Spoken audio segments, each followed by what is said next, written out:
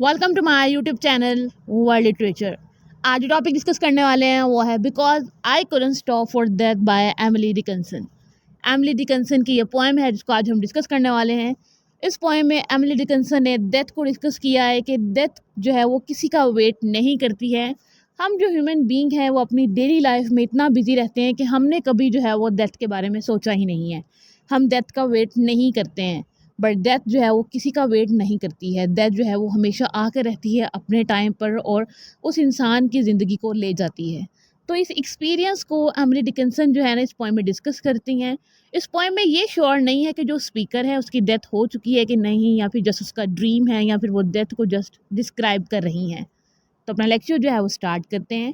First of all writer को discuss करेंगे, then poem की लाइन बाय लाइन एक्सप्लेनेशन को डिस्कस करेंगे। एमिली डिकिंसन की बर्थ होती है दिसंबर 10, 1830 में एंड इनकी डेथ होती है मई 15, 86 में। अमेरिकन पोइट थी एंड इनको अपने लाइफ में इतनी इम्पोर्टेंस नहीं मिली थी। इनके बहुत सारे वर्क्स हैं जो कि अनपब्लिश्ड हैं और अमेरिकन पोइट्री में इनको इम्पोर्टेंट फिगर माना जाता है क्योंकि इन्होंने मोस्टली डेथ को डिस्कस किया है, अपनी डिप्रेस लाइफ को डिस्कस किया है, अपनी लाइफ के एक्सपीरियंसेस को डिस्कस किया है अपनी पोइट्री में। पोएम का इंट्रोडक्शन डिस्कस करते हैं। Because I could not stop for that, ये जो पोएम है इसको एमिली डिकिंसन ने लिखा है एंड ये इनकी सेलिब्रेटेड पोएम्स में जो है वो इंक्लूड होती है एंड इसको 1863 में जो है वो कंप्लीट किया गया था। अब इस पोएम में क्या स्टोरी नरेट की है स्पीकर ने या फिर हमारी जो राइटर एमिली डिकिंसन है।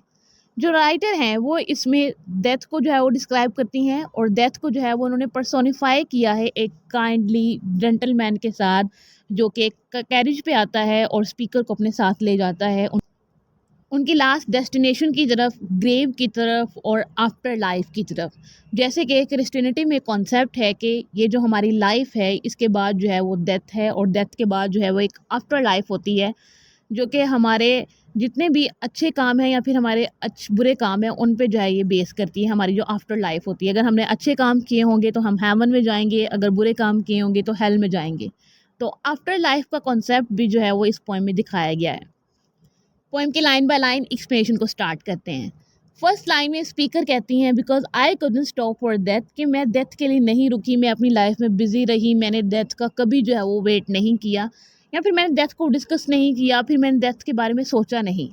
ही kindly stopped for me, but death जो है वो किसी का वेट नहीं करती है, किसी के काम करने का वेट नहीं करती है, किसी के सक्सेसफुल होने का वेट नहीं करती है, किसी के दोबारा से लाइफ की तरफ आने का वेट नहीं करती है। डेथ ने अपने एक टाइम पे जो है वो आ जाना है।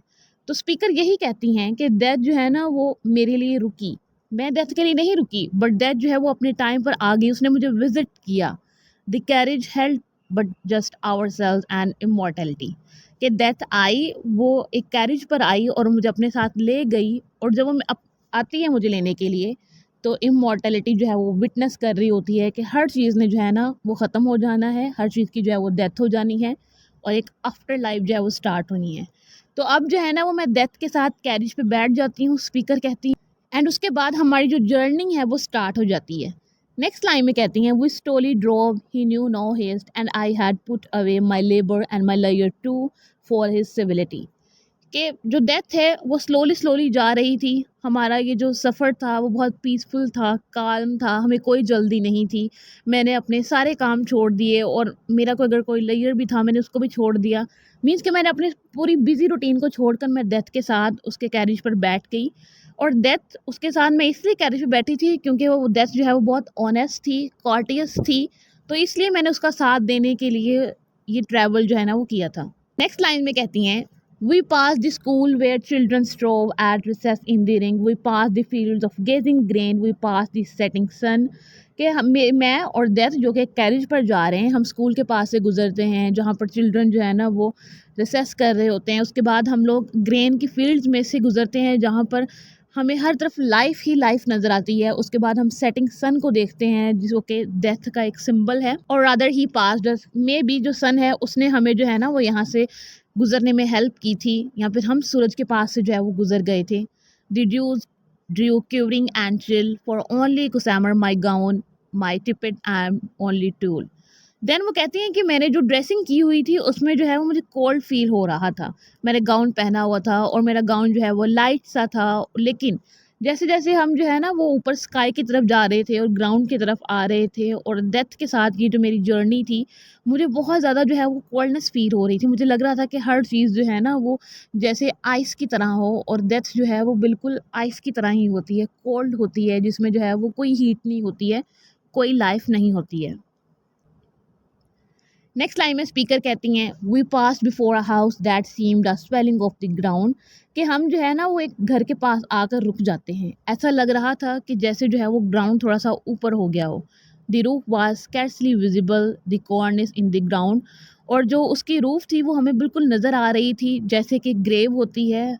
उस हाउस की जो शेप है वो ग्रेव की तरह थी, और वही मेरी जो है वो लास्ट डेस्टिनेशन थी, जहाँ पर उस कैरेज ने आकर अपने जो टायर्स हैं उनको रोक लिया था, और उस कैरेज ने जो है ना मुझे वहाँ पे छोड़ दिया था, उस ग्रेव में छोड़ दिया था, और डेथ ने मुझे मेरी लास्ट डेस्टिनेशन पर जो है वो पहुँचा दिया था।